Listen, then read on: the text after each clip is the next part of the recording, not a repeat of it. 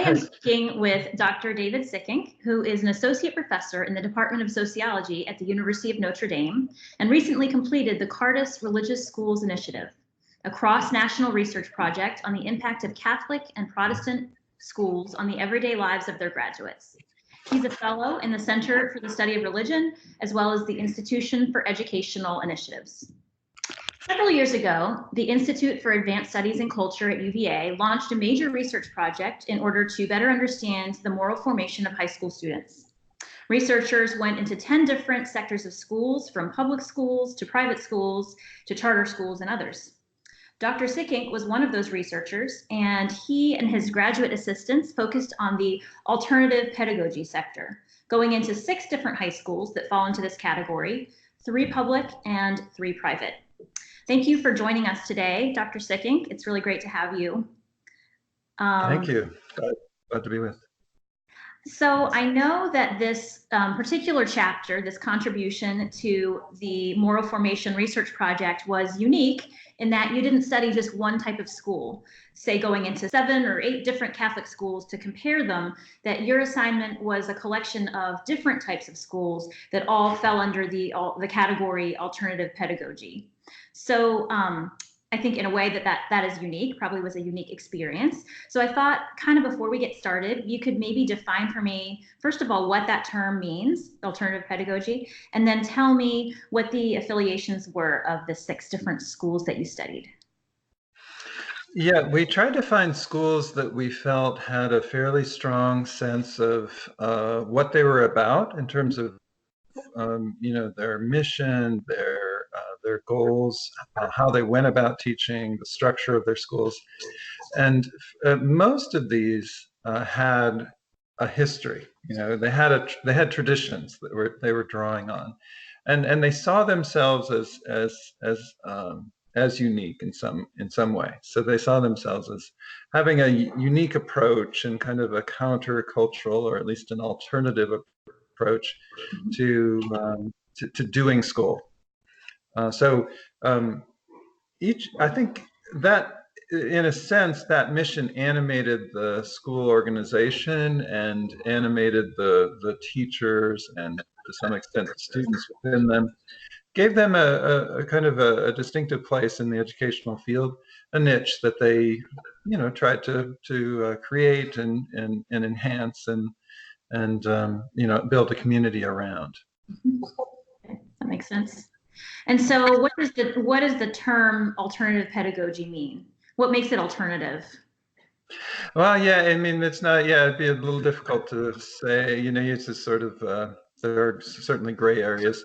The way we thought about it was schools that thought of themselves as having a distinctive mission and practices within the field of education that weren't explicitly religious. They weren't, traditionally religious like Catholic or evangelical Protestant. Sure. But yeah, they may have had some spiritual elements.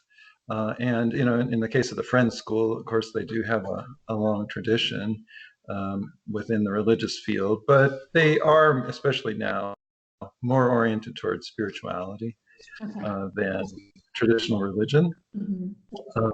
So we were trying to pick schools that really cohered around a way of doing school, a way of teaching and learning that was countercultural, and that they really valued and tried to build around and grow a community around. Okay. So then, before we go further, why don't you go ahead and name what those 6 different types of schools were, so we know what we're talking about? Yeah. So if we take the kind of classic alternative pedagogical schools, the Montessori is often is pretty well known. There's examples of Montessori schools in all the different sectors, and they're building off of the philosophy and the writings of Maria Montessori in the late 18th, early 20th century. early 20th century. And so that's been a pretty strong movement and has gotten a lot of followers around the country. The other one that we did that is a pretty classic school is the Waldorf School, which is building off of the writings of Steiner, the German educator, philosopher, and trying to build a different type of school around a particular view of the person and of spirituality and the person's role in the world. So that fairly distinctive and easy to categorize into the alternative pedagogical sector. Then the other one, we did do a Friends school, and Friends, of course, it has the connection to traditional religion, but in the context of the kind of American educational field, they're very different from, say, most religious schools in the U.S. and to some extent, most of the private schools, like the elite private schools. Beyond that, we picked a couple of newer models, the International Baccalaureate Program, which we did one in the Midwest, which has become very popular, very academically rigorous, tries to be distinctive in terms of its approach, especially to issues of global awareness and commitment to the academic goals of the school. And then we did a new tech school, which is a little less well known, but again, a very distinctive set of practices that they try to bring into a public school. Most of these are public schools, and in this case, it was a school within a school.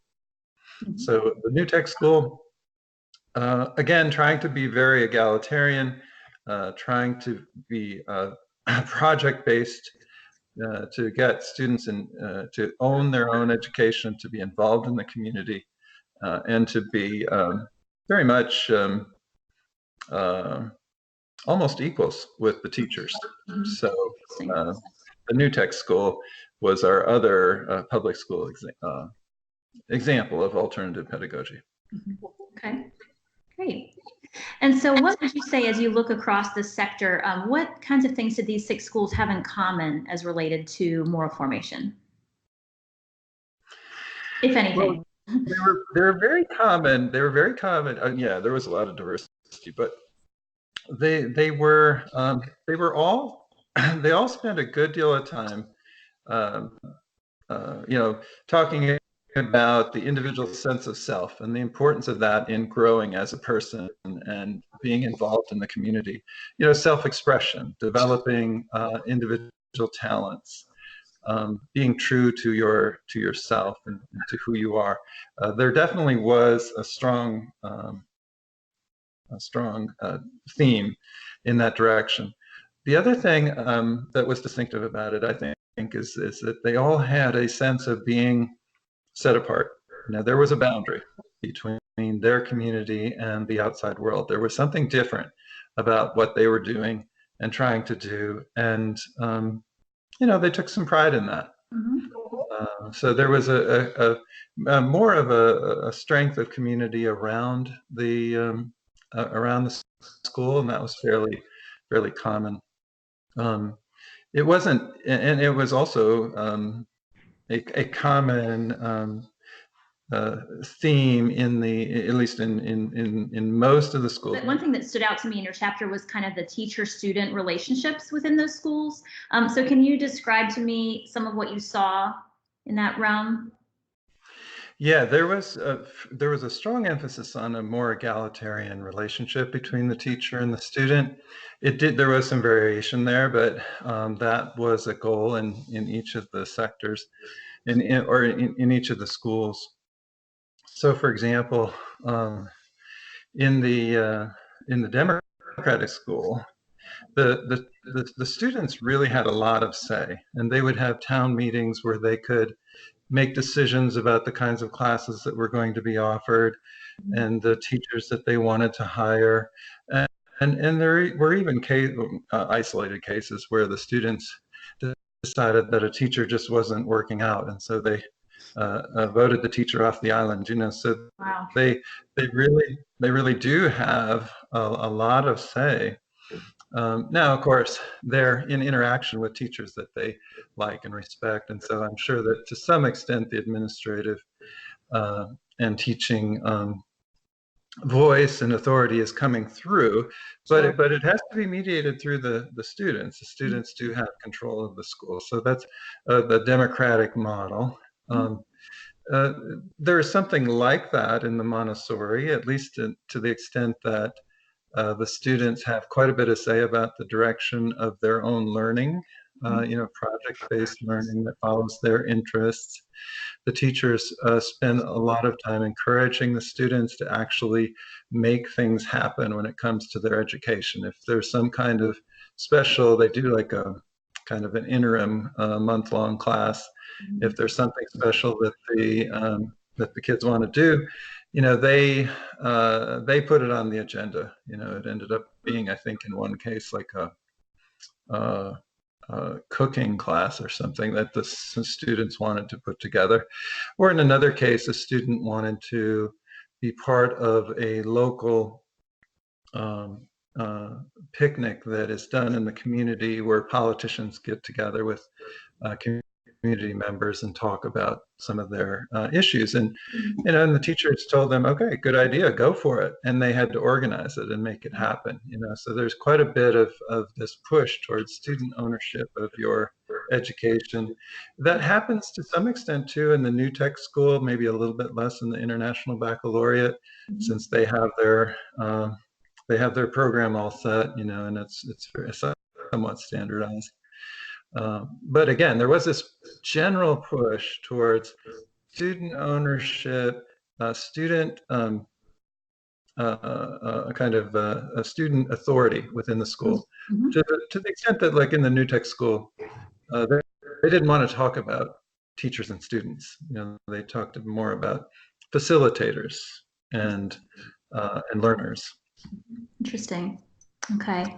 One thing that you wrote was that all of the schools studied were guided by visions of what the ideal student should look like. And I was curious to know whether there were some ideals of that student, the ideal student, that were in common, and then what kinds of ideals were distinct to particular schools. Mm-hmm.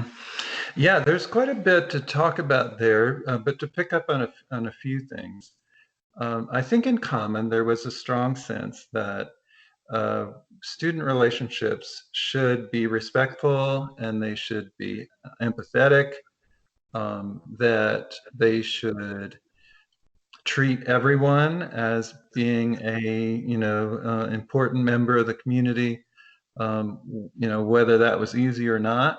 So there was an emphasis on using really social pressure from the students to enforce, or not enforce is a little bit too strong perhaps, but to create an environment where it was expected that we try to get along and try to be empathetic even when it's not easy and when there are differences that could divide us.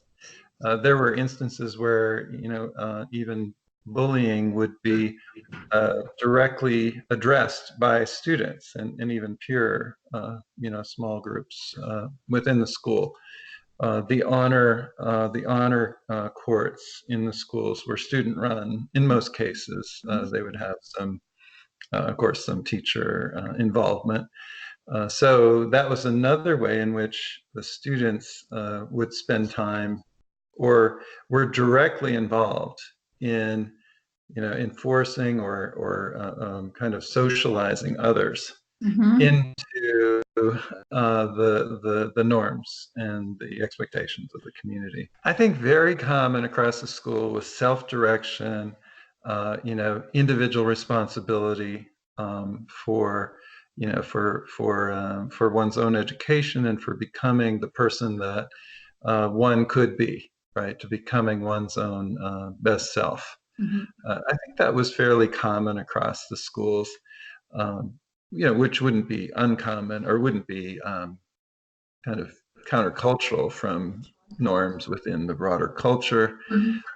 But that was a pretty strong sense Mm-hmm. within the schools, common direction, a common value there. For the most part, I would say this might be a little bit different in the schools in the South, but for the most part, there was a general sense of more progressive orientation. It wasn't too heavy-handed, except in a few cases, but it was a fairly progressive orientation towards how society should be organized, and how acceptance of differences and tolerance of different viewpoints, and concern about some of the problems of a very conservative or traditional fundamentalist religion. So that seemed a little bit out of bounds in most cases. To hold those kinds of beliefs. Yeah. Okay. Let's see.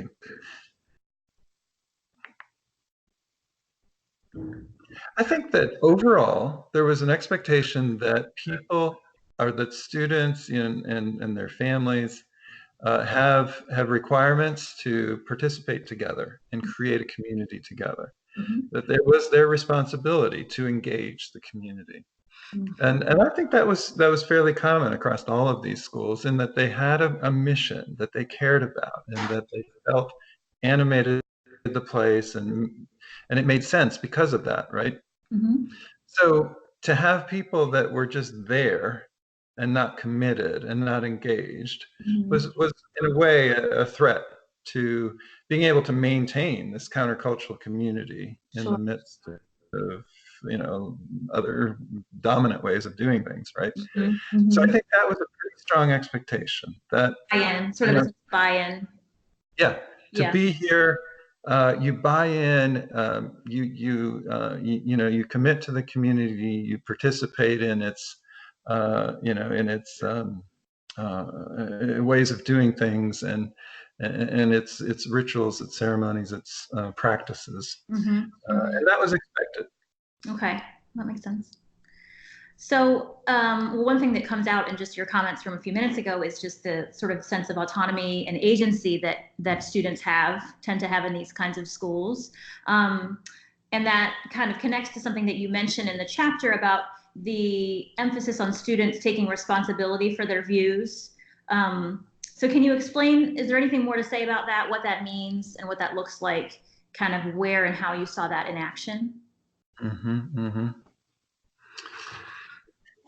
Yeah. Well, I suppose one thing to say is that it wasn't always very specific. What was these moral commitments, and what are our beliefs about what's right and wrong, and it wasn't always completely spelled out. There were assumptions about caring and empathy, fairly general things, tolerance, being opposed to bigotry and bullying and that kind of thing. So to some extent, it was a little vague, right? But still, within the practices of the community, there were expectations and kind of implied moral standards in a way. Sure. So it only became explicit, in certain when they were violated in some way. I think in all of these schools, you had the sense that the problem with most schools is that they're too hierarchical and they're too institutionalized, quote unquote. And that they were not really giving the students the freedom and the responsibility to act like adults, and to be responsible citizens of the school community, to take ownership. So that seemed to be a fairly common push. And in a way, I mean, I suppose they're responding to a lot of criticism of large bureaucratic public school systems in which the students seem disengaged and alienated, and to some extent maybe feel like and are treated like cogs in a larger machine, right? These models are designed explicitly to counter that, and to to try to insist that the students be active participants in the classroom, in the school organization, in the what's taught, and how they go about it. They're a little bit different in the International Baccalaureate in that they have a program they need to get through and all of that. Sure. Yeah.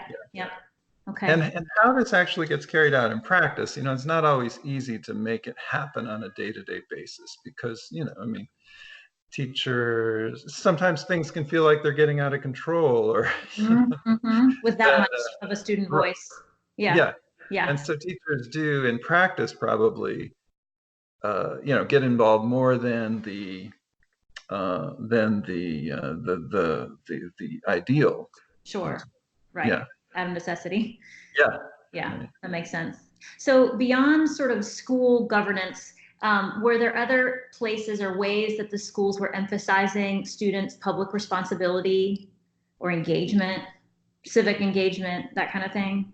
Well, certainly the International Baccalaureate had a strong emphasis on essentially being kind of a global citizen, concerned about global issues, things beyond the community, beyond the nation, larger issues.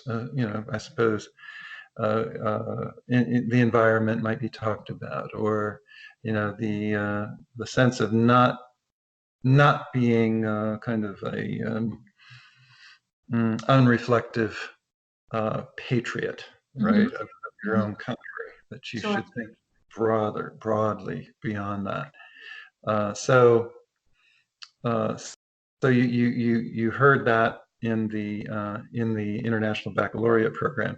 In the New Tech program, you didn't hear that as much, and now it could be because the New Tech program, it was in a particular setting, kind of a working class community, where the concern was, how do we get kids to be prepared for college, to be prepared to be productive citizens in the community, or wherever they're at, right? So it had a more a community focus. Like what we're trying to do here is to get these they wouldn't call them students, but to get the kids to be involved in the community through local projects.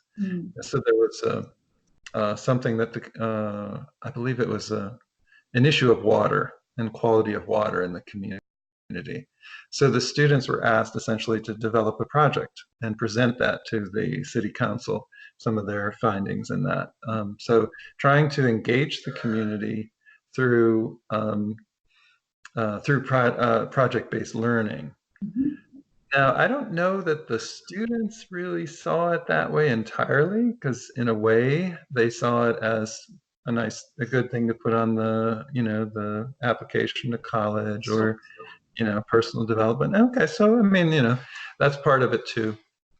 But there was a sense that this kind of learning had to be active, it had to be project-based, it had to be engaged in the wider community, not just within the classroom. Okay. So there's some of that. Yeah. And the Montessori school, they had that particular emphasis on being in nature and kind of learning through engaging in the natural world, gardening or whatever. Sure. But at the same time, the Montessori school had a pretty strong sense of commitment to the community around them. That what they do should have a connection. That they should be doing something good in the community. Yeah. Okay. That makes sense. So one of the sort of elements when we talk about social ecology, or the different aspects of culture that impact a student, one of those elements is pop culture. And so and I know that came up in your chapter. So I wondered if you would describe kind of a general attitude that you observed among these kinds of schools toward popular culture. Mm-hmm. Yeah, there was some variation there. But if we take, the strongest on this, the Waldorf school really felt like they had to be set apart, and they were set apart when it came to technology, their emphasis on music and poetry within the school. So these kinds of things at the Waldorf school had a very countercultural sense to me. And that extended to the Montessori school as well. Their sense of really doing things differently in ways that were somewhat critical of pop culture, especially when it came to kind of consumerism or celebrity kind of celebrity culture, a little bit critical of those kinds of things. Okay. Yeah, so there was some of that. Yeah. Definitely. Yeah. Now it varied some. I mean, the New Tech School, I don't think you would have heard that much on that. They were willing to work with it. Sure. What the students were interested in terms of pop culture, and they definitely were oriented towards bringing technology into the classroom. So there was no divide there. Yeah. That you might see a little bit more at the Montessori school. Okay. The International Baccalaureate, I think it was more a sense that we need to take this intellectual side of life seriously in a way that popular culture might not. I see. Popular culture might be seen as somehow, to some extent, anti-intellectual from their perspective. Sure. And this pursuit within the IB school is taking learning seriously, is taking the work of the humanities and the sciences seriously. Yeah. In a way that popular culture doesn't. Sure. Yeah. Thank you. Well, is there anything else that you think our viewers should know that would kind of help us understand the unique approach of the alternative pedagogy schools to moral formation? Anything else? I think what impressed me most, I thought, was what I thought was impressive. I mean, you could be critical of the schools in the sense that there were times when it was sort of unclear what exactly what moral coherence they had. You could question that to some extent.